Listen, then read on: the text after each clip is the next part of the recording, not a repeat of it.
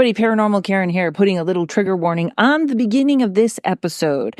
It is astrology and politics, and it gets pretty political. It's Ryan, who is amazing, and we taped this 3 days before Biden stepped down, but I didn't want to change anything because I still stand behind the prediction I made. There's a lot of time coming. You'll be like, what? But that's okay. Ryan did a fantastic job. He picked Kamala. I did not see that coming, but I still do not want to edit this episode. I think it was too good. And if I'm wrong, I'm wrong, but I'm still standing by my prediction. I will say this. As you know, I am not about politics at all. I think it's all same, two sides of the same coin. So don't be offended if I'm not on your team. I'm not on anybody's team. I'm not a Democrat or a Republican. I actually am on the burn it all down team. But I will say this. I do love the way all the people that hate women are having such a hard time with Kamala. That is it. Enjoy. Paranormal Karen, she's so spooky. Paranormal Karen, funny too. Paranormal Karen, she's so spooky. Oh, and did I mention she's funny too? Yeah, cha-cha-cha.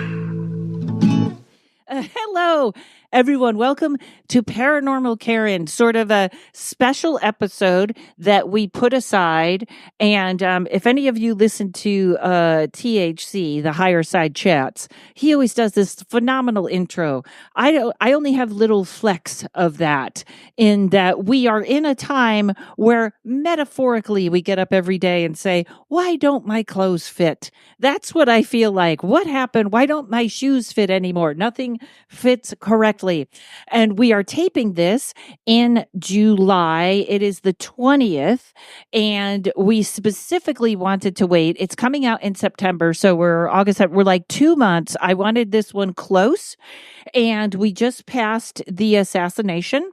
Attempted assassination. Maybe there was a different timeline there. Ryan, I will never pass up a chance to talk with Ryan. Ryan, how are you today?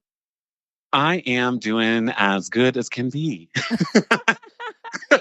I can't, it's nothing is terrible. I have no complaints. Even Utica is getting better. We're getting rid of the heat. We've had by this time of the year, we're supposed to have 16 tornado warnings. We've had 60, and it wiped out a city above me. Like, it's all crazy. God. There's no in between. So, I'm going to throw this out here, and then I'm just going to let you go, because I still am standing. This could be wrong by the time I get there. I still think it's going to come down to, right now it's still Trump and Biden. I think it's going to be Trump and Newsom, and I think Trump's going to win. And lastly, when it comes to, was it a real or fake assassination attempt? My answer is, it does not matter, because everyone has chosen their side and no one is going to budge. I don't know if that's a cop-out answer, but that's what I believe. So, Ryan, how do you feel about all this stuff? I mean, it's so hard. Like, we struggled to even come up with our day to record this, which thank you for having me back on. But really, because it's changing clearly day to day to day, and we still at this point, I mean, for all we know today, July 20th, Biden might just announce he's dropping. We have no idea. So unfortunately, we have to I do have ideas. Like, I've got where I think my prediction, quote unquote, if I'm gun to a head. I feel no pun intended there.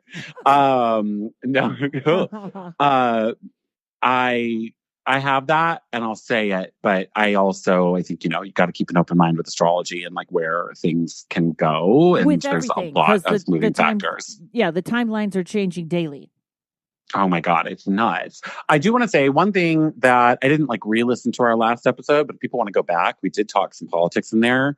And one thing that was really cool that I was accurate was this kind of personality shift in both Trump and Biden that was predicted, that I at least was talking about, where Trump became more grounded. Obviously, he's still like wacky, and if you're really like listening to what he's saying, he's like just as unhinged as ever. But he's been more calm, and like even at the RNC, like he kind of, as he went on, got a little more off the rails. But he like was following the teleprompter. He's like kind of looking more quote unquote presidential, and I remember talking about that. Yep. Yeah, and that like, and we weren't used to that. You know, the first time around, he was like flying by the seat of his pants, and it's like it was so jarring. And now I think he knows what he's doing. He's more in a flow, and I talked about the family and unity messaging, that he's really talking about that, and I mean that's all they're talking about now, and that the Republicans are on a much more like united front, and that is so clear. And that the surrogates that he has are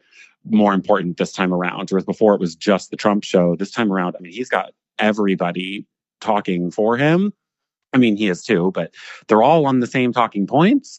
And even the celebrities that he's getting, like he's hired someone to literally hire rappers, like cool rappers, to come to his events. So it's really interesting to watch that unfolding. And he's even come out now and said that he's pushing for a new platform he's told Republican leaders that he's going for a less socially conservative platform and a more nationalistic platform. So he's planning on being pretty hard on immigration for the nationalistic side of things. But they've removed the federal abortion ban from the Republican platform, and they've also dropped their support for marriage being just a man and a woman, which is like a really interesting and tempting thing for people on the social end of it, you know? Well, I have a lot of, and as everybody knows, I don't like either party. I'm a revolutionary, and my new saying is, I'm not even participating in the Civil War. I will step forward for the revolution, which I saw the most brilliant person. I wish I could remember who this was on TikTok said, you know what a revolution looks like in this country? No one goes to work. No one protests. Yep. Nobody. We shut down the country like they always talk about. And I thought, oh, we got to keep putting that message out. So I feel like I said, no love for either. In fact, I will just say, I think I'm not dating right now anymore, because it does scare me that a lot of the country, women included, were okay with him saying, I grab women. Like I can't get over whatever. There's a woman part of me now that can't, trafficking, SA, whatever. It's for some reason now I'm really like, I have no tolerance at all. So, but there was a tape that leaked that was Trump talking to RFK. And this is a really strange pivot for that. But you know what? We forget. Like, no one in show business, if you lived in Hollywood, everyone knew Donald Trump. But like, I have friends that like wrote for Conan, and they were like, we used to stay and watch the show. When he was on, we all went home. Like, he was just kind of gross. But when he was talking to RFK, I was like, I knew he was exaggerating and kind of making stuff up, but he sounded like a fun, nice guy. Like the Donald Trump that they used to interview that still said outrageous, horrible things, but wasn't as rageful. And it took me back for a minute that I was like, that guy's better. That, you know what I mean?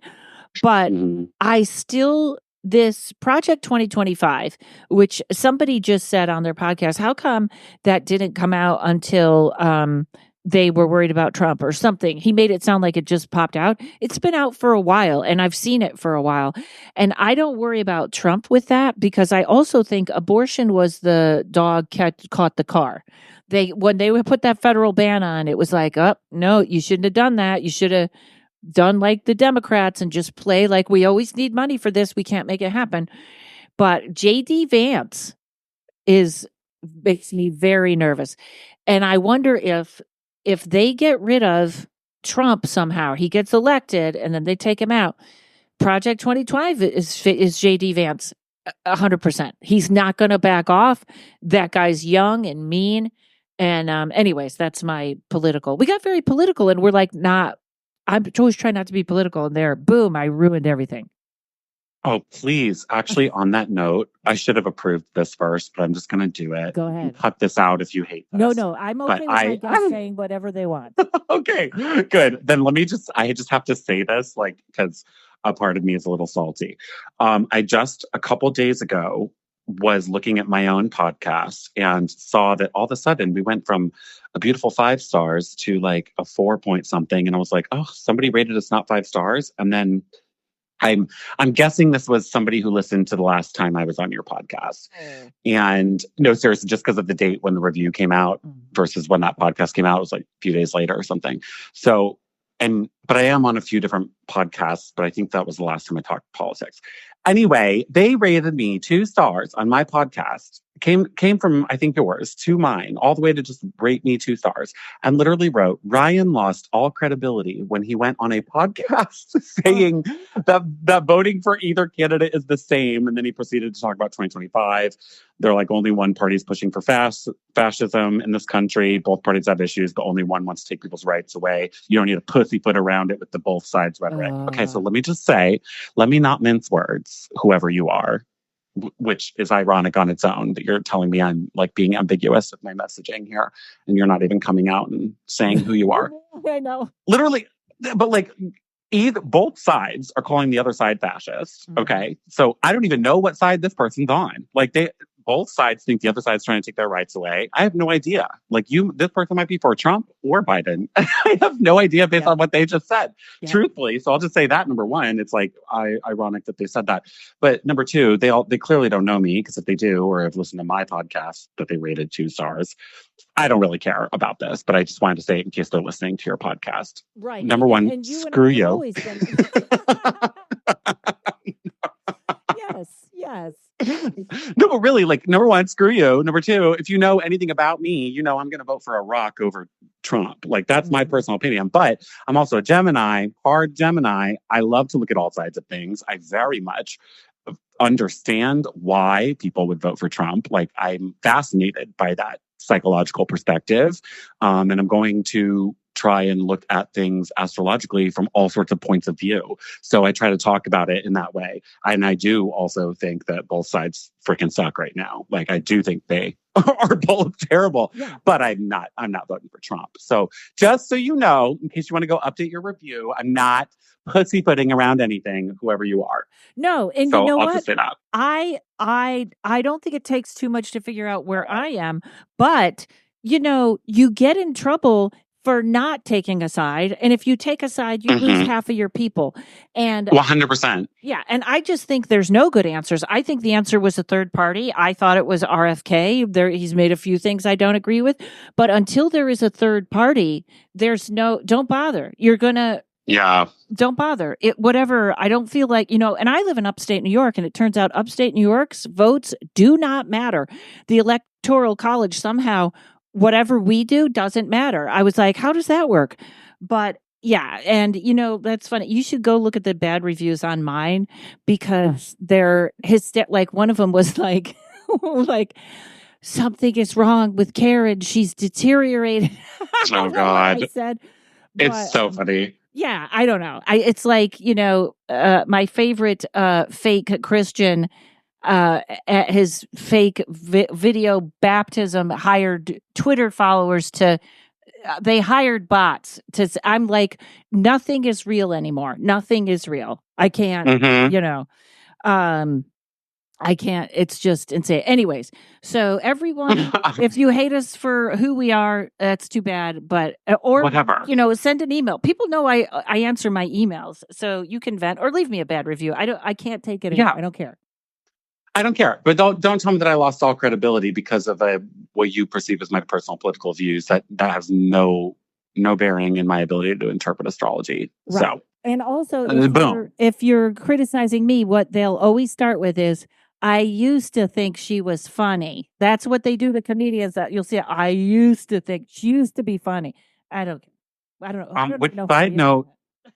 Side note, you are hilarious. Like, the videos you've been uploading lately, the shows you've been doing, I'm dying over these clips. Like, people are really digging psychic stand-up. I'm so happy. Thank you. It's found its home. Yeah, I'm on the road. People go sign up at my website. Psychic stand-up is all over the place now. Thank you, Ryan. Yeah, I love it. Okay. So, and that said, going, the Trump thing was right, but then also the Biden thing, I guess it took a little bit of a different turn last time we talked. I said he was going for the more scrappy vibe. I think it's a scrappy, it's just scattered, definitely disorganized, doesn't have the unity quite clearly. Like there's 30 plus Democratic leaders who have now called for him to step down. Like clearly there's no unity in Biden's messaging, and that we definitely talked about before. So, I mean, that is a lot. He might, like I do remember saying he might get like amped up on energy, like they're pumping him with Adderall or something. That might come out. If he doesn't drop, he might be like going pendulum swing a whole different direction. And all of a sudden we're like, what did they do to him? And I don't know if that's going to work very well either. Anyway, and not to interrupt you, but the Republicans are now organized like the Democrats were when Obama was there. Remember how together that was? And now that's how the Republicans are right now. Yeah, it's wild. It's really, really crazy. And I think just going with the play both sides thing, I am for peace. Yes. I really want peace in this world, man. You got to understand people's point of view. Like, I'm so glad that I consciously try to focus on why do conservatives think the way they do? Why would somebody vote for Trump? I really understand why they do. Do I agree? No. But I think that's so important if we're trying to work towards some sort of like better life in this country. I agree. And also, this is the only thing that, first of all, The Daily Show is knocking it out of the park funny. Okay, right? They're still Democrats, but and they're ripping on Democrats a little, but it is in its stride again. It is so... Yeah. And they were showing, or maybe it wasn't them, I can't remember who it was, but was showing how much they were saying at the Republican convention that lefties are godless. And that really scares me because that's dehumanizing. Like, that's, I know what's in their heart because of blah, blah, blah. And that gives me the creeps. But anyway. No, I agree. So I know we want to talk ahead, but do we want to say anything about the assassination attempt and the astrology surrounding that? Because it is kind of wild. Yeah. I don't want to spend too much time on it, but if you can go ahead. Yeah. And then we'll take a break and go. But I don't know what I think of that. I mean, obviously someone's dead, so it's not good. Yeah. People are dead, so it's horrifying, whatever, but I don't even know how I feel about it. I do. I've got like my thoughts on it. Okay. So I don't want to spend too much time on the actual astrology of it because a lot of people maybe have heard a lot of this by now, but Mars and Uranus were together, which is very volatile, but they were together on a fixed star called Algol, which Algol is like the Medusa star that like Medusa had her head chopped off. So it's literally a fixed star that's directly related to decapitation. Mars is guns, right? Uranus is sudden event. So a sudden shooting to Trump's head, and Mars also is the planet that rules the head. So a literal sudden shooting to Trump's head, and it was on Trump's midheaven, which is the most public part of you. So this is a public event aired on television when this happened. Like, it's pretty textbook. I mean, it's really one of the most textbook things possible. And then what's also interesting is the shooter, Thomas Matthew Crooks. When you look at his chart, he was born with Mars and Uranus conjunct. So go figure, this happened again when Mars and Uranus were conjunct on Trump's midheaven. And Thomas's natal Mars-Uranus conjunction fell on Trump's descendant, which is opposite of his rising sign or his ascendant. And the descendant is definitely allies, but it's also related to your open enemies. This guy definitely had a thing for Donald Trump, which also, I'm not seeing the news reporting on this much, but they've now just come out and said, his Google searches, and he was searching for Biden too. I think I don't know that there was a rhyme or reason for this guy other than he just wanted to cause some chaos. I don't think it's about him being Republican or donating $15 to Act Blue. I think he just wanted to have that little bit of legacy or something. But if Biden was closer to him and had a date that was closer to then when he decided he wanted to do this, it probably would have been Biden. I don't think that this was politically motivated for one side or the other. I think he hated it all. And now that we've I think in this first half, we've done a very good job of making everyone angry. So I'm going to continue. I'm sure. When I say it doesn't matter, like it's true. People have either decided it's a conspiracy or they have decided it's not. But I'm not the part that, like what you were saying about this guy. Maybe I am getting too conspiracy, but this feels as MK Ultra as it could be. Like, I just ever since I talked to that Alyssa, that was such a good episode, by the way. It makes no sense. I think it's against human nature to shoot at another human being, and something extreme has to take place. And this guy is really like, it's so blank. Like even what you're saying, it's so blank. Who do I hate? Who do I shoot? I'm not, I'm starting to think that I'm seeing MK Ultra a lot more than I thought anyways. I've seen numerous people say that. I don't know a whole lot about MK Ultra, to be honest, outside of that episode you did, which is really interesting. But it's kind of hard to grapple with the fact that this guy had no social media presence. He didn't leave any manifesto behind. His parents, like there was no sign, you know what I mean? So it's like, if this was motivated or triggered by something, it was either just like something deep within him, or it was like a secretive sort of very covert operation in that sense, right? Yeah. And by who, for what reason, or I don't know. I don't know enough about I don't know. And I don't know that we'll ever really know, I guess. I will say one thing.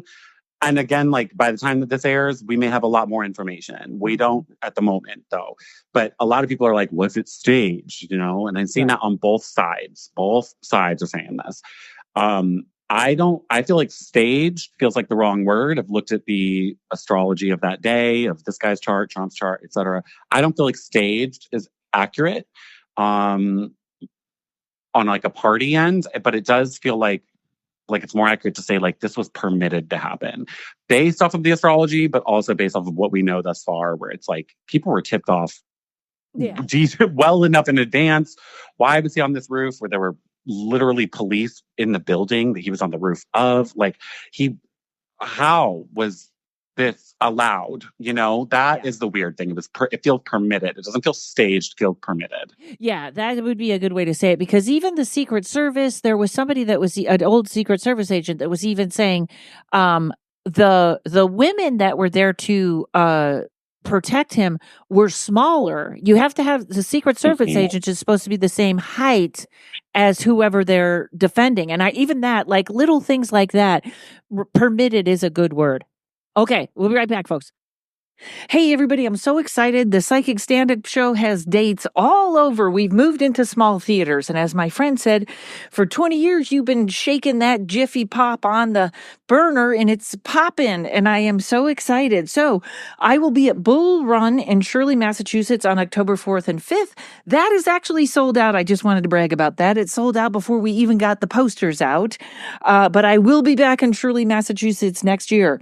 October 10th is a big show in Pittman, New Jersey. That is a 1,000-seat theater, and tickets are going fast. We're going to sell that out on a Thursday, so be sure you get your tickets if you're anywhere near Pittman, New Jersey. That, along with October 11th in Emus, Pennsylvania, and then on the 12th in Ardmore, Pennsylvania. All of those shows, you can get tickets at comiccure.com. I'm so excited to sell out that theater on the 10th. So if you're near Pittman, go to that show. October 17th through the 19th, I will be in Waterfield. Is it Waterfield or Waterford, Michigan, at a club called One Night Stands. That is going to be excellent. One Night Stands, Waterford, Michigan, right outside of Detroit. Then you can see me November 2nd at the AKE Gallery in Cortland, New York. Also December 13th, I just added Springdale, Arkansas at the Jones Center. So you can get tickets there, and more dates to come, but hope to see you at these shows. And if you do come to the show, be sure and wait after and say hello and give me a big hug, or maybe a small 8-ball of cocaine or herpes or something. Just come say hello. All right. Thanks everybody. Back to the show. Ryan, I just adore you so much. We were talking about how I just had to check the sound, and we were talking about what I record with, and I was like, I forgot my Discord or where it is or how to use it, and just there's this strange apathy everywhere. But anyways, yes, you were going to save something for us. What was that? Yeah, so I think a big question that I've felt was and the discourse that you're hearing, even what you said about Republicans saying Democrats don't have God in their party or whatever. It is kind of crazy, how exact the miss of that bullet was to Trump's head, how close it could have been to total catastrophe there. Seriously. And so it feels and the discourse on the Republican side literally is God saved him, he was divinely protected and all of that. So when knowing that Algol was involved, which is that Medusa kind of decapitation fixed star, when you look at the other placements that aren't major planets, and for anybody that cares, fixed stars and asteroids and all that, they lend a lot of specificity to events. Typically, I'm not looking at them. There's always enough to tell based on the major planets, what's going on, but especially in retrospect, oh my God, it's wild how much these things color in what has happened. And I would recommend Vivian Robson's book, Fixed Stars and Constellations, if anybody wants to know more. But so it does feel like there was a protective element, and it's why did Trump survive this? Well, what's going on there? Yeah, I think things would have been worse had it hit him. People are making that joke, Oh, yeah. Don't miss, and I'm like, no, we don't. That would start a civil war. Oh yeah, and even I would be like, well, that's not how we solve any of these problems. Yeah. Oh my God, I completely agree, and I don't think we're out of the woods as far as this whole situation goes, to be honest. I will say he has a handful of things that were basically protecting him. So number one is Regulus, which is on his ascendant in his natal chart. Regulus is one of the best placements. It's one of the royal stars, and it kind of gives somebody success and high ideals, ambition, somebody who's very powerful and independent. But on a bad side, it can give violence, destructiveness, and lead to failure, imprisonment, and violent death. And it's connected to the Greek idea of hubris, especially if you're kind of flying too close to the sun, which I say that in intentionally because Icarus was also involved here, the asteroid Icarus, which is about flying too close to the sun and then there being a fall from grace. So that is there. But also, he literally, the day that this happened, had the asteroid called Angel crossing over his ascendant in real time through transits. So Angel is protecting him, and your ascendant is you. It's the point where the soul enters the body. So it has to do with your physicality and just how you are literally showing up in any given moment, and very much physically. So there was a literal angel, spirit guide, guardian angel protecting him and his Regulus fixed star on his ascendant, which is giving him that power to mean let me protect him and his power ability there. Which just that blows me away. There's other good things, Venus was in his first house, which is nice. Jupiter is in Gemini. He's a Gemini. It's kind of a support element there. I always call Jupiter the planet that would be your guardian angel. So he definitely had a level of divine protection around him at that point. But there's even beyond that, it's kind of crazy how a lot of this does feel spiritual. And I think a reason why, and this is where I'm I could go into conspiracy theory thinking or whatever, but it does feel like there's a lot of synchronicities at work right now. And this is why I don't feel like this was staged, humans planned this, in a large effort. It feels much more divine in the saving of him and the ways that this has played out because of those fixed stars and asteroids involved.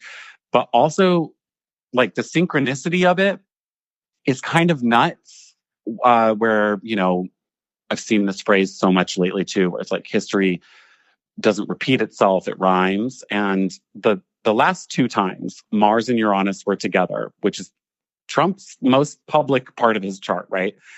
The two times ago. Well, the last time was the day the FBI raided Mar-a-Lago. So big public event for him. And the time before that, January 6th.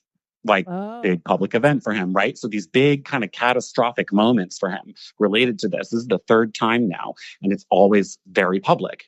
So I do feel like there's some sort of, and there's been really no repercussions with any of this for him, right? No. He gets kind of saved. He kind of wins from almost all of those. But you know what? I just want to say this. I don't want to see anyone shot. And I don't want to see anyone shot on live TV. And I think and I'm not comparing him to Satan, but Satan's job is to sort of in the Bible, there's a theory that like Satan works with God to tempt people so that they act right. I think Trump definitely has a purpose. And also for everybody that wants to talk about manifesting, he is the best manifester in the world, in the planet, in the universe. He says it and he does it. And we all know that he doesn't always tell the truth.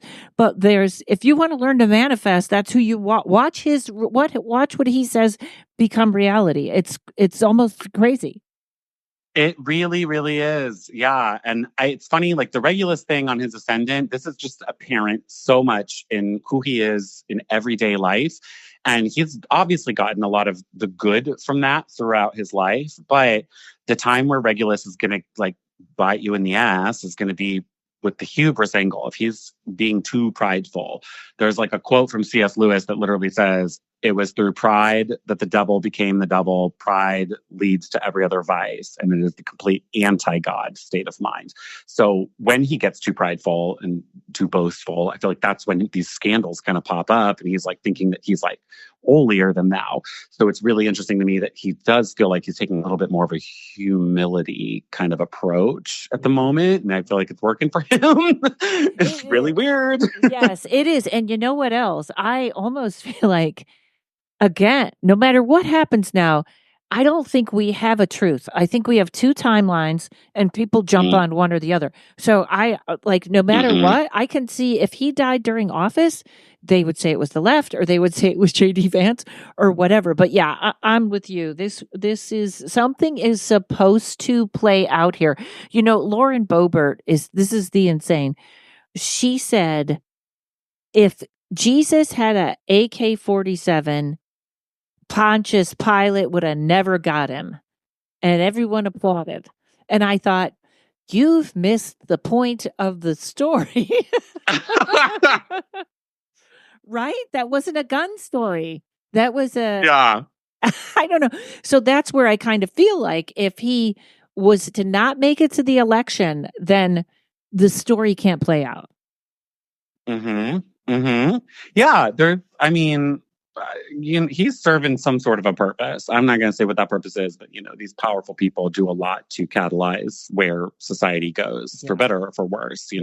Honestly, even if it's for worse, then there's this mass realization of, oh my God, look how horrific this thing was that we've allowed to happen, and then we move ourselves into a better space. So, whatever. I feel like that's where we're going. Whatever the decision that humanity has to make, and it is humanity.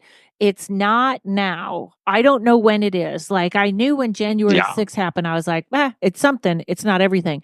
There is a moment where we will have to decide whether it's about Mother Earth or whether it's about humanity or whether it's about aliens or whatever.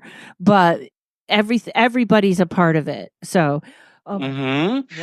And it's unfolding. I think we're actually really on the cusp of it more than ever. Like the astrology is just fundamentally altering, starting in November, especially November all the way to really. I mean that's just the start of it, as well. Say all of the outer planets will kind of cascade into new signs. So in November, Pluto will enter Aquarius. It's already kind of done the Aquarius thing a couple times, but it'll be in Aquarius for good.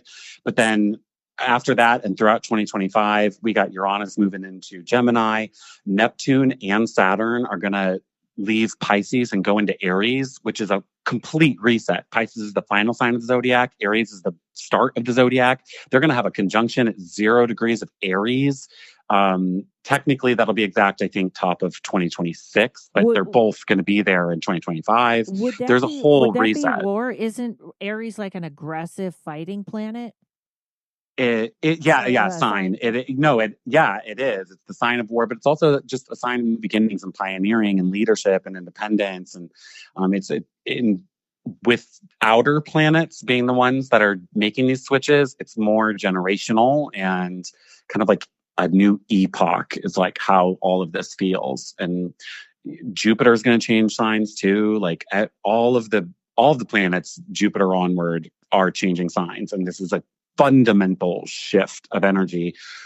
Where it goes, who knows? I'm really hoping it goes into a progressive space. But okay, so in other words, no matter what happens with the election, something huge is shifting, and we don't know if it's good or bad yet. Yeah, and I mean, so I like to look at both opportunities and everything in between there, because we don't know.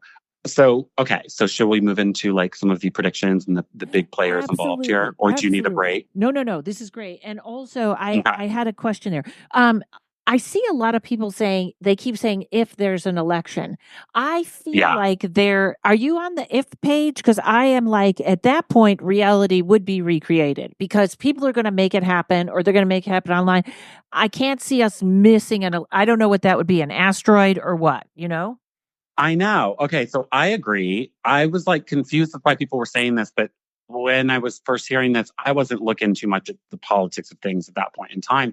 Now that I've been going into it, my first prediction, especially pre-Biden totally tanking at the debate, where this real serious shift has occurred. My prediction just was assuming Trump and Biden were moving forward, and that's who it's going to be in November.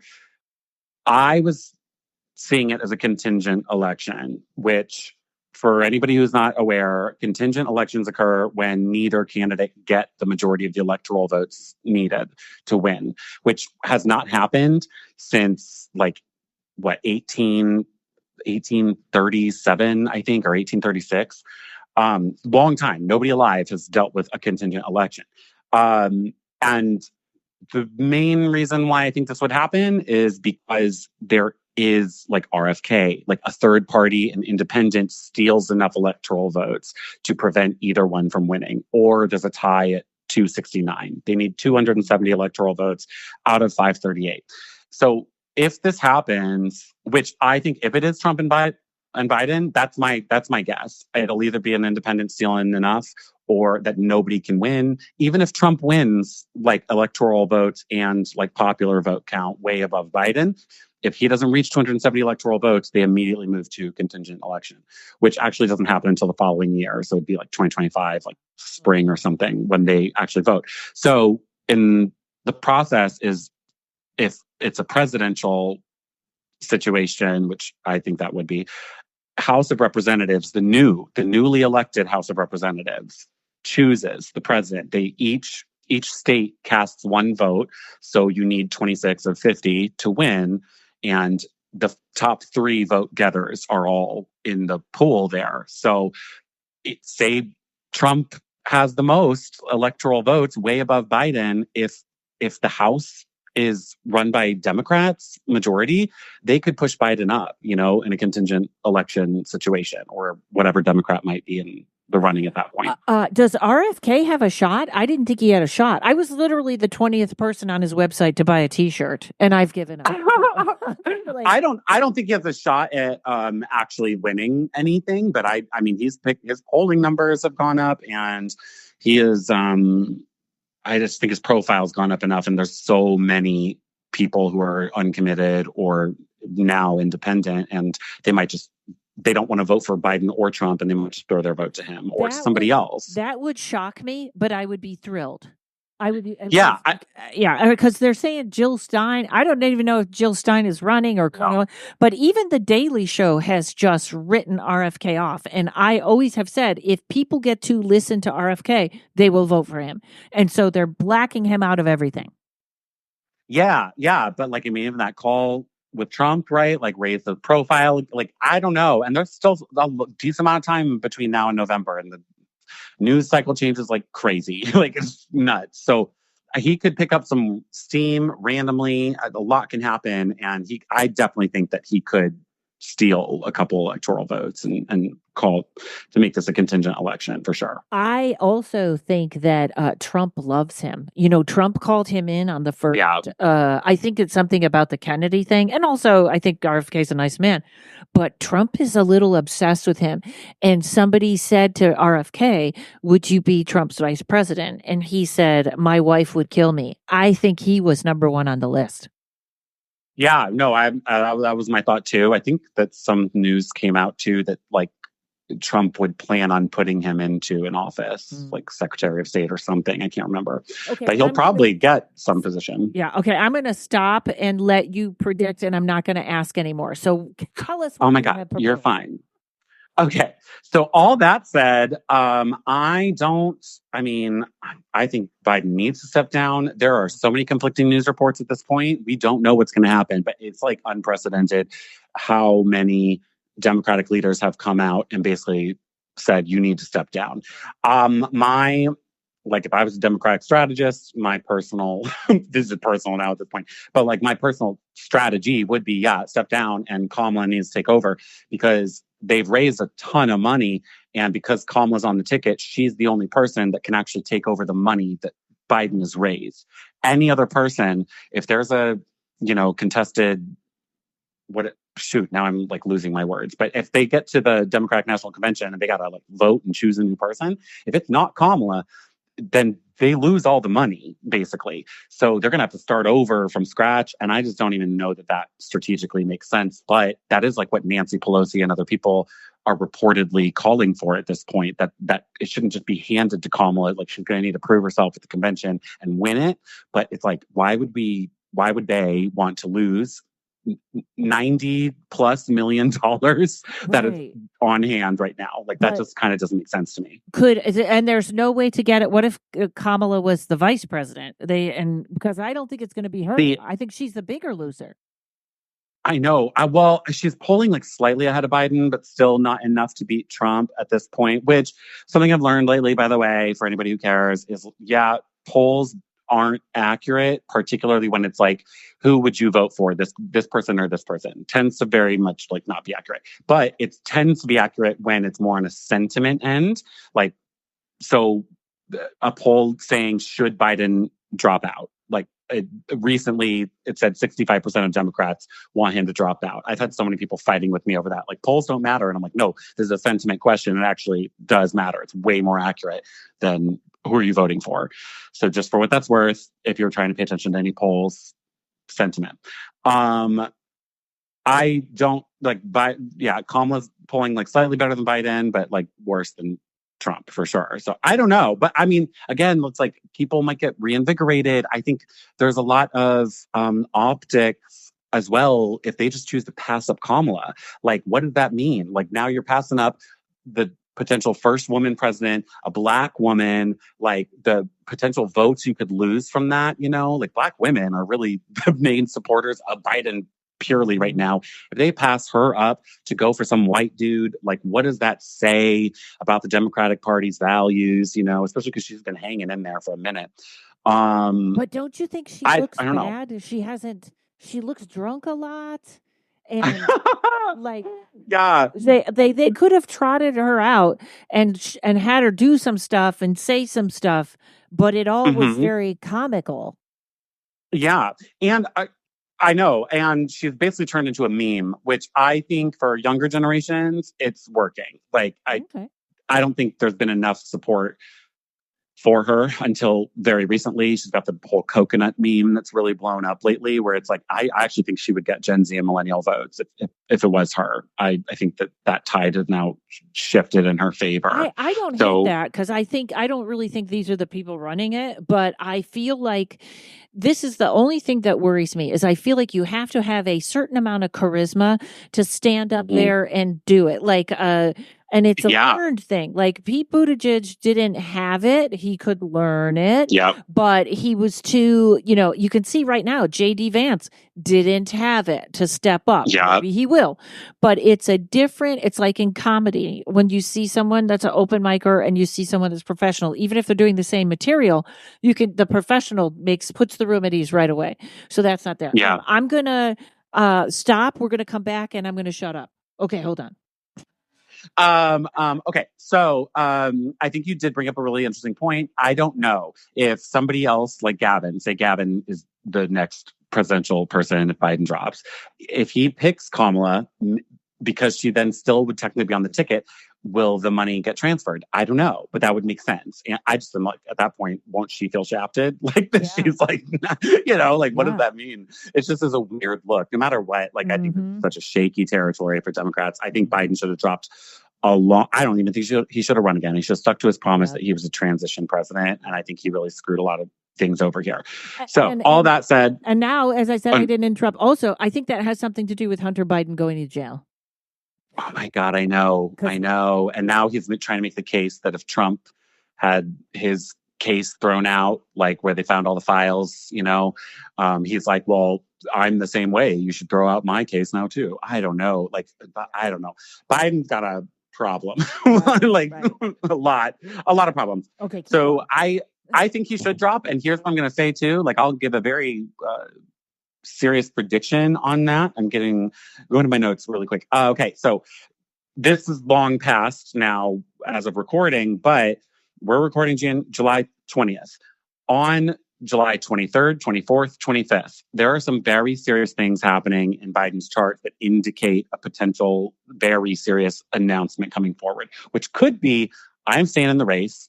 Right. We're hearing it from people in the upper echelon there, I guess, like that he's not going to step down. But we're not hearing anything from Biden's mouth directly at all. And so we need to hear from him if he's leaving or not. I think in the next few days, next week, 23rd, 24th, 25th, we will, and each one of those days, there's a different thing happening, but they all kind of indicate a pretty big public, serious announcement. He's either going to claim, I'm not leaving. You got to pry this out of my hands at the convention if you guys really want to contest this.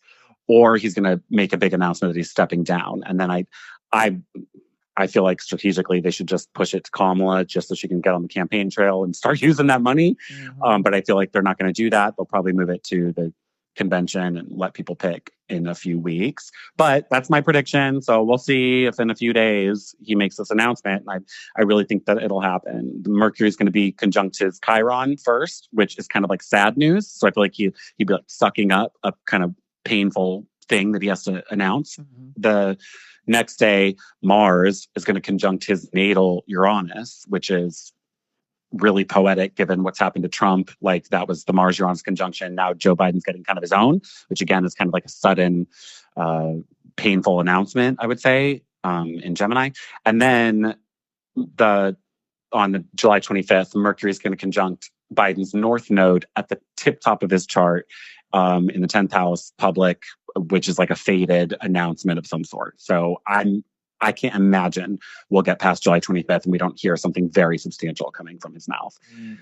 That said, if he were to still be in, let's just say on election day and inauguration day, I've looked at his chart, it's not looking good. It's not looking great. I would put him and Trump, though, kind of head to head, where election day, like, I don't love either of their charts. I'm not going to lie. I really don't like either of them. I don't think that either of them overwhelmingly show one's winning and the other isn't. He does seem like a little more energetic on election day, like a little more lucid as well. Inauguration day, though, South Node's going to be in his 10th house. That's a release of public perception and potential release of public office. Like he's not getting it on inauguration day. And you're saying Trump or Biden has that? But this is Biden. So if he's in and it's him and Trump, it just election day, it's hard to tell between the two. But come inauguration day, Biden has kind of a regretful chart, is how it feels. Like he knows he should have stepped down, and he's not getting this position of power. That's what it looks like to me.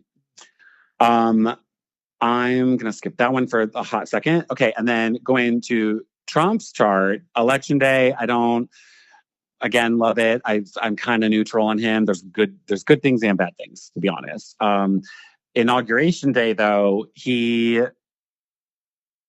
has, it's also kind of a toss up, to be honest. Here's the thing with Trump's chart is election day and inauguration day kind of don't matter to me at the moment. I messaged you before, and if you look online, if you're like on astrology TikTok or psychic TikTok, everybody's been talking about a potential assassination or death of Donald Trump in September. I understand why they're saying this, and it is compelling. Basically, they're talking about September 17th. There's an eclipse. It's a total lunar eclipse, which is a full moon eclipse in Pisces. This is falling in Trump's 8th house, which is the house of death. Trump was born under a full moon eclipse. So there's this like repeating pattern there. And this is common. Eclipses are big when you're a luminary, like go down the rabbit hole of the royal family's eclipses, and you'll see like you're born under them, you die under them, you get like put into power under them. It just continually happens. The most compelling one is Matthew Perry, who was born on an eclipse, a full moon Taurus eclipse, and died on a full moon Taurus eclipse. And it was very, very textbook in Matthew Perry's chart. And the weird thing with Matthew Perry's chart is that his chart follows the same flow as Trump's. Like they both have the same rising signs. Their charts have the same kind of ordering to it, different placements. But it's interesting to see that happen for him. So maybe, I don't know, there could be something to it. What I also think is really interesting is that Trump's sentencing date was supposed to be basically right when the shooting happened. And now it's been rescheduled to September 18th, the day after this eclipse. Mm-hmm. So that's interesting to me. There's a lot going on in his chart that honestly kind of indicates that a freedom, like that nothing will happen to him though. So that's what's interesting. I'm not going to make the prediction. I'm not seeing it the same way as other people. I understand the eclipse storyline there and that could potentially mean something. I think because of his personal history of getting away from this stuff, I just think it's going to be another one of those moments. And it's going to be a big moment of, I can't believe he wasn't actually sentenced to anything. Like he's not going to prison. He literally has an element of freedom. The moon is going to be conjunct his north node in Aries, the north node of fate. The moon is like how he feels that day, basically. In the 9th house, Aries is freedom. The 9th house is a place where you're like the phoenix rising, emerging from the ashes. I don't think he's going anywhere, you know? So that's my prediction for him in September. Think so either. He's a free man. I think I think it has to play out. Yeah. Okay. Yeah. I do think, though, one that's really interesting, and again, this could go either way, really good or really bad, but in April of 2025, he's got some crazy stuff going on. It's something that is like, in astrology, if you know zodiacal releasing, I'm not going to get technical, but he has something that's basically a major, major, major peak period happening that impacts his career, reputation, legacy, and it directly relates to June of 1973 for him. In 1973, the Justice Department filed a civil rights case against him because he was accused of anti-Black bias in New York City for a bunch of housing. It was like 38 housing buildings that he had where he basically was anti-Black people moving into his buildings. And so he was sued, and it didn't really unfold until 2 years later where they finally reached an agreement, but that agreement did not constitute him needing to admit guilt. So I feel like April 20, for some reason, maybe the September 18th gets pushed back again. It might pop up in April. And I feel like that would be a freedom moment for him. There might be some other case brought against him between now and April. And in April, he gets freed again. Everybody, the day of the assassination attempt was also the day that a lot of Epstein papers were released. Mm-hmm. So I think he has some big Epstein problems. And I don't know if people believe them. I don't know what people have to see now for that to be, but I think it could be Epstein. Oh, yeah, that I think would totally make sense. I haven't looked into much of the astrology of that, but I mean, like, you don't need to search far into the Epstein files to see he is all over it. They're calling him like John Doe 147 or something. I can't remember exactly, but it is him. It's basically been identified as him. He's all over it. So yeah, that could totally be it. On a negative end, there might be some other scandal that pops up that is really salacious in April for him. And I kind of was just going, yeah, I know, right? But it might be the Epstein thing, right? Like it really might come out at that point, like, oh man, like this is completely unavoidable now. I say this because then this is for him personally. It goes back to 1973, but then I was looking at like luminaries, presidents, and what was going on in June of 1973. There were major developments in the Watergate scandal at that point. So it feels like Watergate level kind of crisis if there's a negative event for him. I can't imagine what would turn his people against him. I cannot. I know. Okay. I know. I don't know that would happen, but I feel like, I don't know. It's either a total freedom where he's just like, and with the Supreme Court ruling, the overturning of Chevron, it might be him like, the evidence might be glaring at that point that he has done some really bad things. But if he's in power, he might be clearing himself of all charges. Like it could be like this completely unprecedented thing, or it could go the opposite end. I don't know. But April is kind of the month I'm really looking at for him. That seems the most substantial. Did anybody else come up in April? Because here's the thing. If the real Epstein papers come out, this is everybody. This is Clinton. Mm-hmm. This is, do we know if anybody else is having problems at that time in April? Not that I've tracked. Okay. No, not any of these people, at least, that I looked at. He just has this he has a crazy April coming up that was like really difficult to avoid. So that's really where I'm looking at for him, whether he's president or not.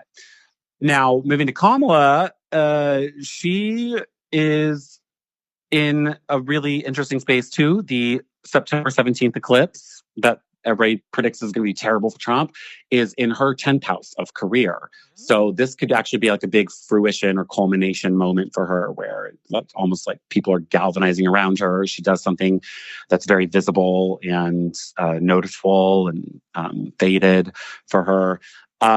She has Uranus currently transiting her natal Jupiter in her 12th house. So long story short with her, she has been in hiding. Like they have not done anything with her, since Biden has been in office. And it's really interesting in her chart. Like I always get like feelings and visions when I'm looking at a chart. It's like the most psychic part of me, I guess, is just like what the chart tells me. And with her, it's like there's like such a restlessness, like where she is much more progressive than she's been allowed to be under Biden. So, and if you look back to, when she was running in 2020, there were just too many candidates. She really was progressive, way more than she's shown since being vice president. But she was never going to get it. There were more progressive people with louder voices, but she really was more progressive. I didn't really care for her personally. For that listener who cares and wants to rate my podcast, I didn't really care for her. But she does have a more progressive stance naturally that has not been shown, and it feels like she's just kind of not been like mouth taped shut, but there's been no ability for her to do anything. This is coming out now, so. She is going to have Jupiter. Uranus is electrifying Jupiter in her natal chart, which is impacting her 7th house, which is giving her allies and strategic support, but also her 10th house, which is career and public image, legacy. So she might actually be having a pretty serious coming out moment and like some really big, sudden like events or news breaks that I think would progress her forward in the eyes of the people. She does have a killer time during the DNC, like very beautiful stuff going on in her chart. So I don't know, it looks like there could be a pretty seamless transition of power that's made official at the DNC for her.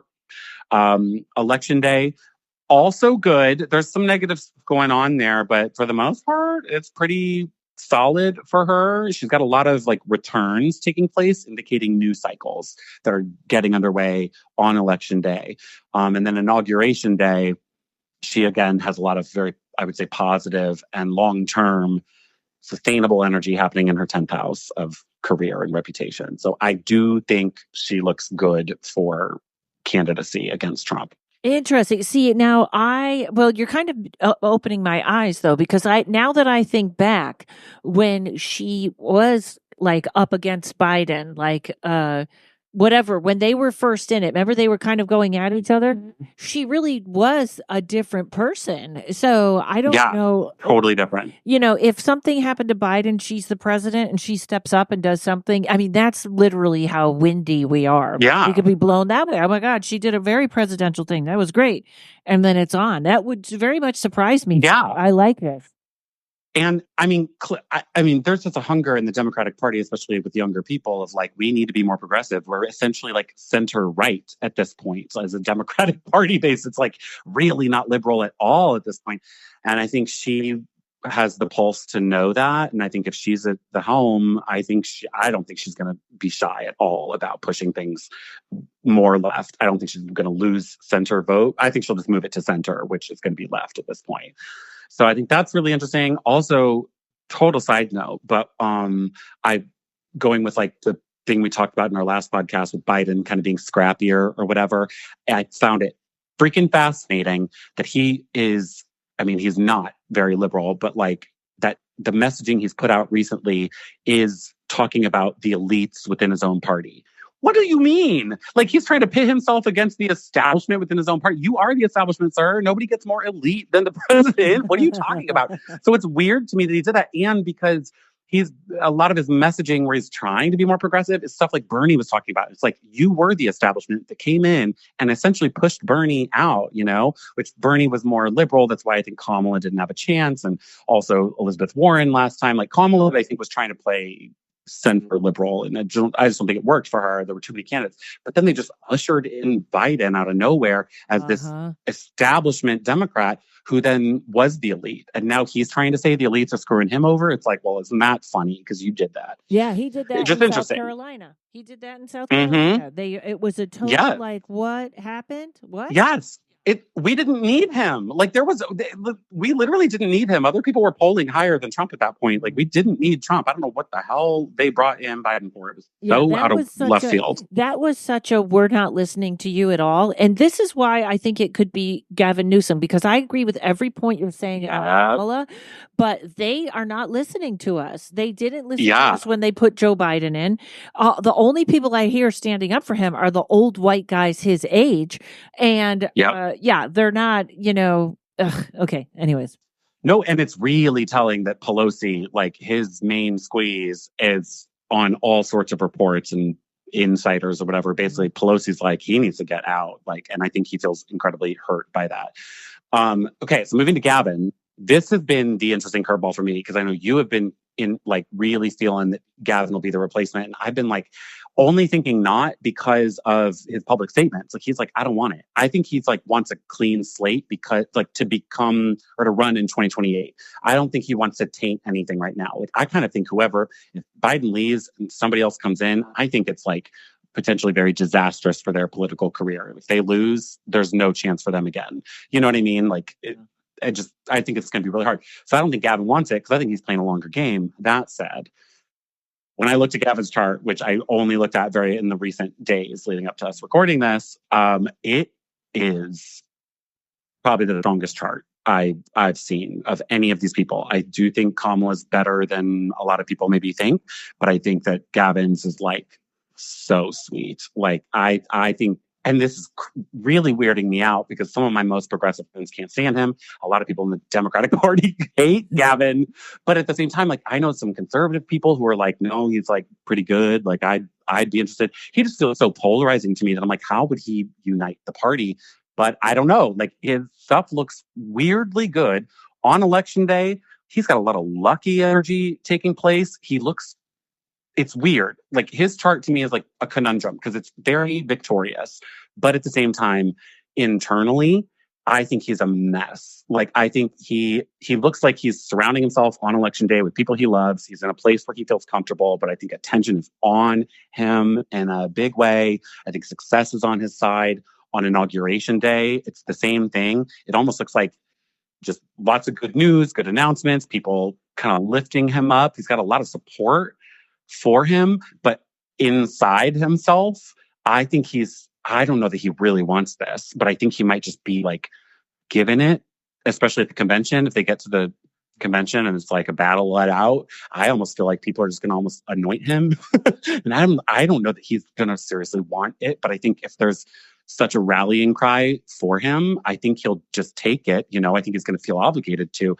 And I think he'll put on a good face, but internally, he has a lot of moon stuff going on that's very uncomfortable. And his like inner and outer self is so misaligned. I think he's like really, really terrified, to be honest, to take this position. But he looks the most Victorians. I feel like I feel like a huge majority of the United States doesn't know him and couldn't pick him out of a picture, but they have heard the Yeah. name and they know California.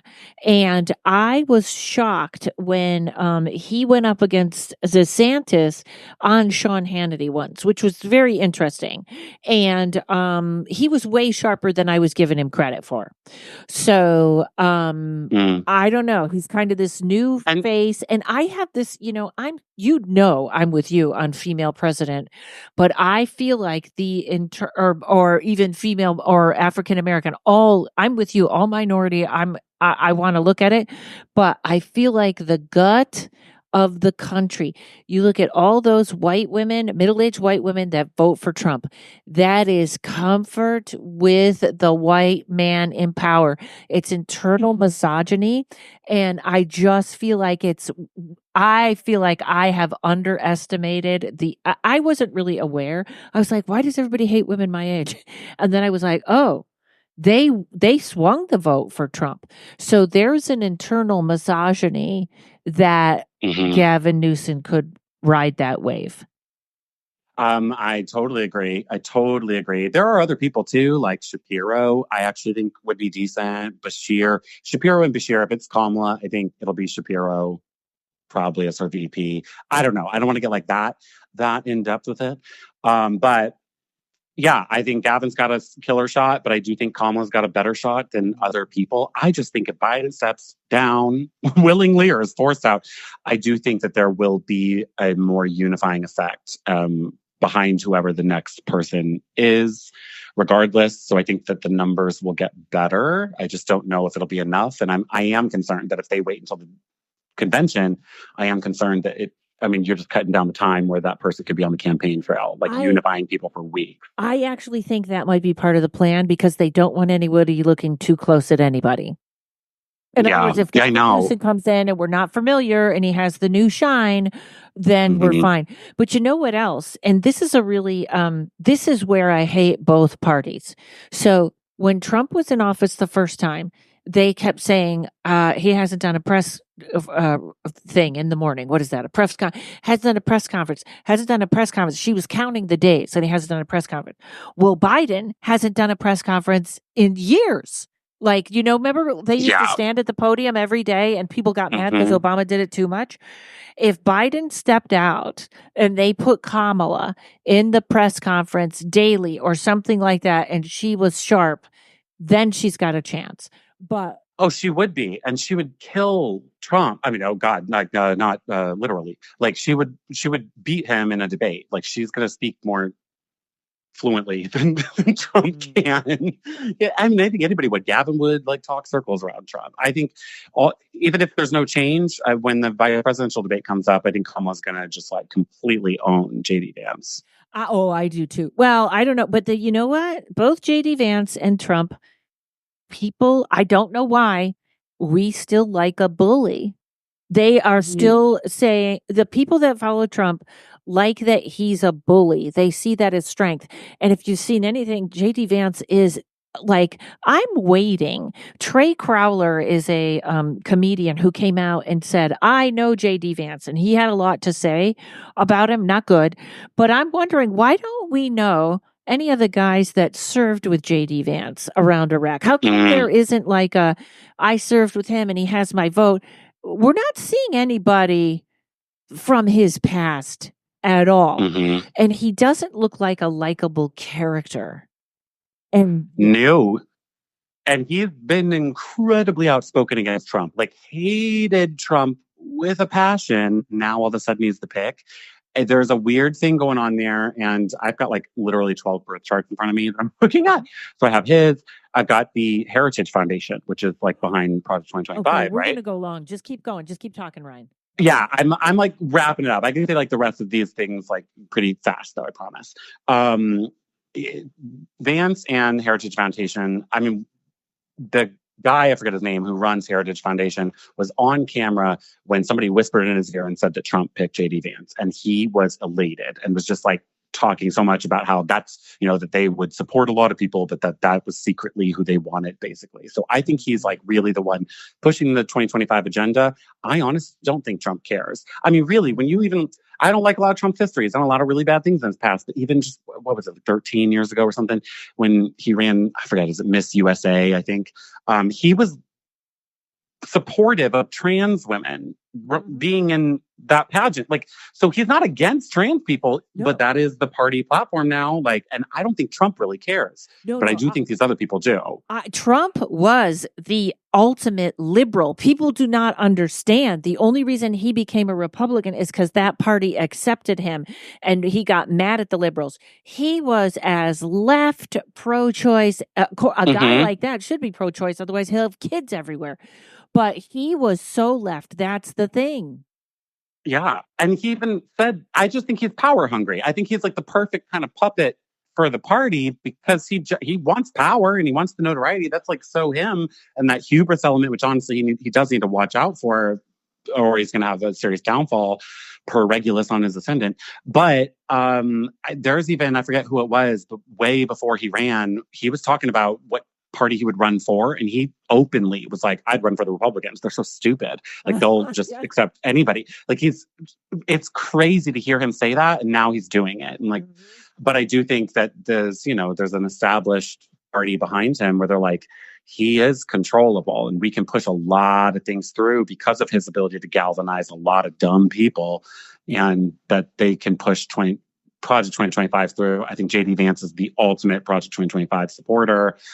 Their chart, JD Vance and Project 2025 or Heritage Foundation, their astrology aligns so well. It's really scary. But, JD Vance, if something were to happen to Trump, I mean, he is in no position to lead the country. But I don't think it's going to matter because I think it's people behind the scenes anyway that are going to be pulling strings regardless. Yeah. And also, all that said, that explains why he loves RFK, because RFK is actually closer to his core beliefs, and he'd have somebody on these to talk to. Because when all these people are talking about the left being godless and him being, I can't imagine inside he's not rolling his eyes like he wasn't a God person, No, totally. And I think one thing that I would like caution everybody to be mindful of is in the Project 2025 kind of discourse. Trump has really been trying to publicly separate himself from it, and I think that's really smart. And I think it's per what we were talking about before with his unifying message. Like, I think he's kind of got this more diluted way of being at the moment that seems calmer than usual. But I do think some of it is very strategic because his plan is called Agenda 47, Trump's plan, right? When you stack it up, and there's so many resources I could show people, you stack up Agenda 47, it is just a watered down version of Project 2025. He's just making it seem nicer. But then you look at Project 2025, it's just very blunt about what they want to do. It's the same thing. Agenda 47 is Project 2025. I just think that Trump is being smart and toning it down. And he's a liar. So like when he's saying, I don't care about Project 2025 and I wish him luck though, like, but it's not me, he's lying, like he knows, I think he knows, and I don't think he cares. I think he just wants to win, period. And I will say one good thing about him. I do agree that he didn't get us involved in any wars. And as much as I don't know why the hate for women is different, and it's totally okay to essay women. But I think in his heart, if he had to send a lot of young men to die in a war, I don't know that he'd have the stomach for it. And I think that's good. I know. Yeah, for sure. And I think like an interesting thing with Project 2025 that I've seen recently, because it's like 1,000 pages, so much is in there.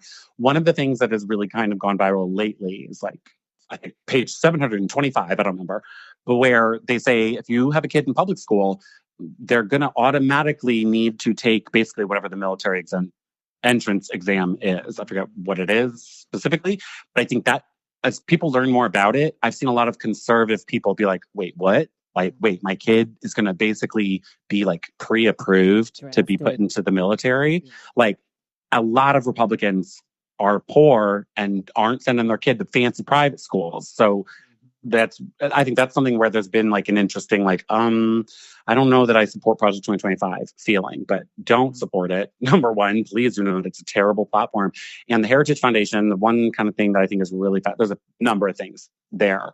And I don't think they're going away, even if Democrats go into office. I think there's seriously a movement that's going to rally behind them. But they have the South Node in Cancer in their natal chart and the North Node in Capricorn. So Cancer is America. That is when America was founded. That is America's sun. Like Cancer is we, the people. They don't care about the people. They don't care about the country. They have the North Node in Capricorn, which is the energy we are leaving behind. Like that is an old epoch now. And that's what they're trying to hold on to, is this like concentration of power at the top, the hierarchy structures.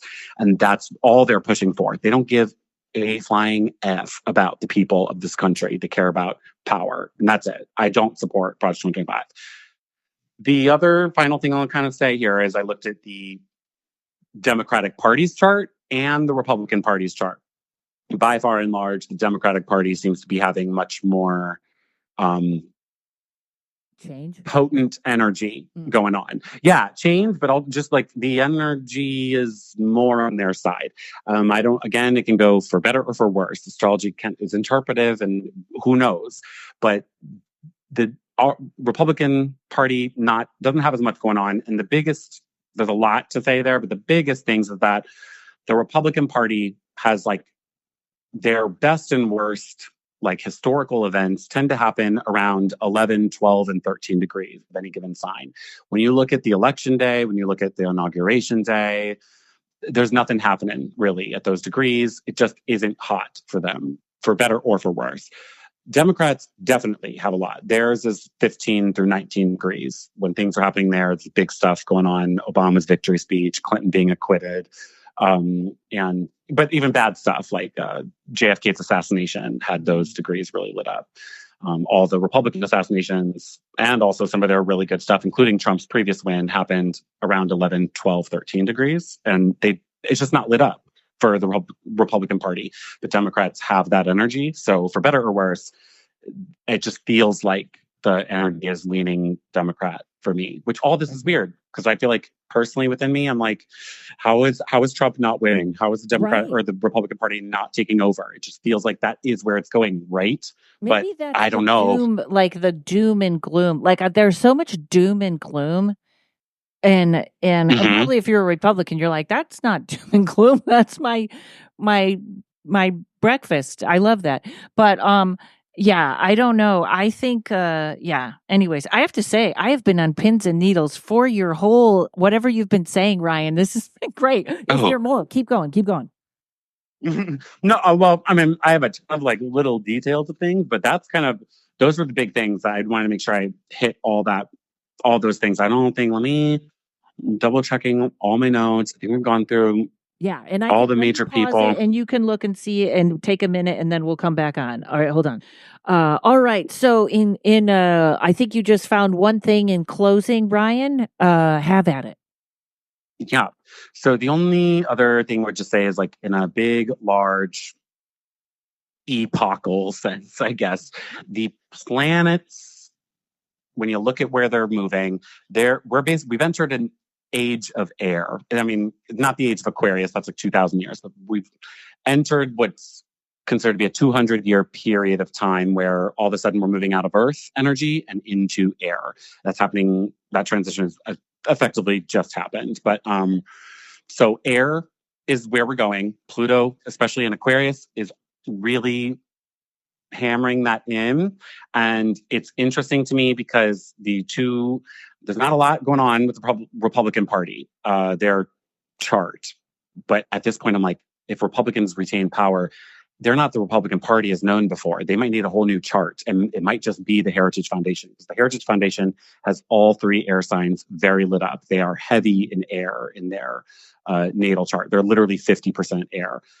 The Democratic Party also, though, has good air energy. And I do feel like there could be, and the air around Democrats really is like Venus and Aquarius, which is like kind of indicating to me that people might realize that is the party of progress, and there can be a rallying cry around Democrats. So it does feel like there is a move toward either Democratic Party or a very hard shift toward this Heritage Foundation Project 2025 stuff. But I don't feel like this Republican Party I know it's been disintegrating since Trump, really, but I just think regardless of what happens next, I think there's no going back to the grand old party the way that it's ever been. Yeah. It's going to go way harder to the right.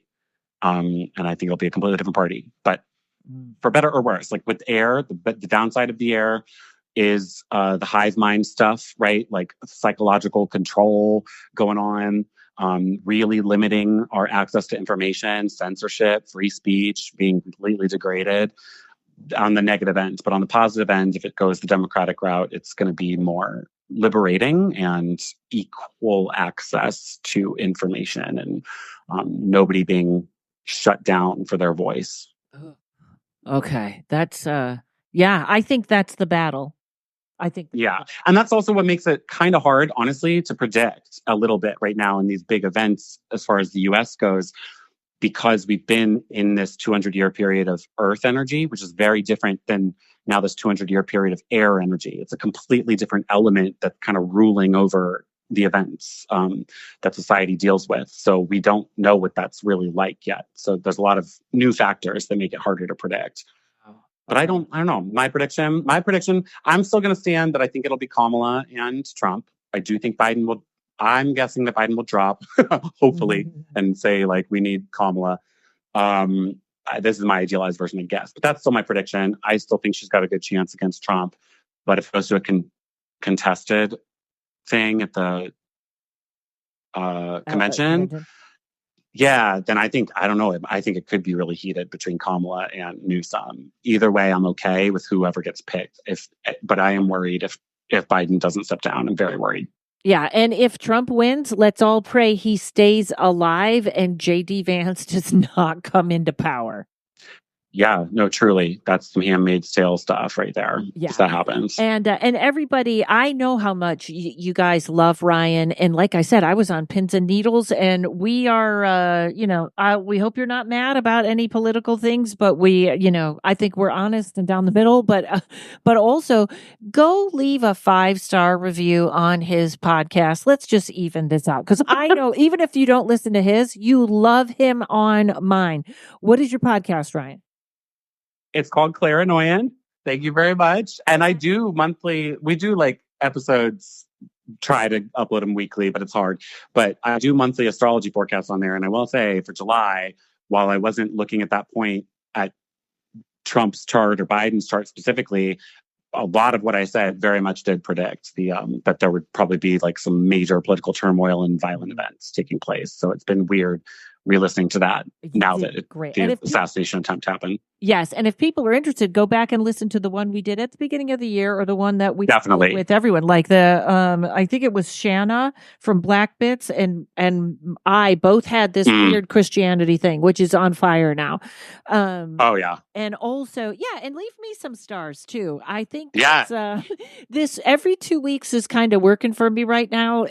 So hopefully it'll stick, because I know next year I got to have change. Stuff has to change for me. Right now, I don't know what goes away, so stay with me. I don't know. I might do this podcast where it comes out 5 or 6 times a year, and it's all predictions. I don't know. Stick with me. Give Ryan 5 stars. And where can they book a reading? Ryan's Astrology? Yeah, that's it. Okay, and it's no S's. Ryan's Astrology. It'll be in the show notes. Yeah. Ryan'sAstrology.com. All right. You are awesome, my friend. Thank you so much for making time for us again. Thank you. All right, everybody. Thanks to Mike at Uno Rising Media. Everybody stay safe. Paranormal Karen. She's a spooky kind of queen. Paranormal Karen.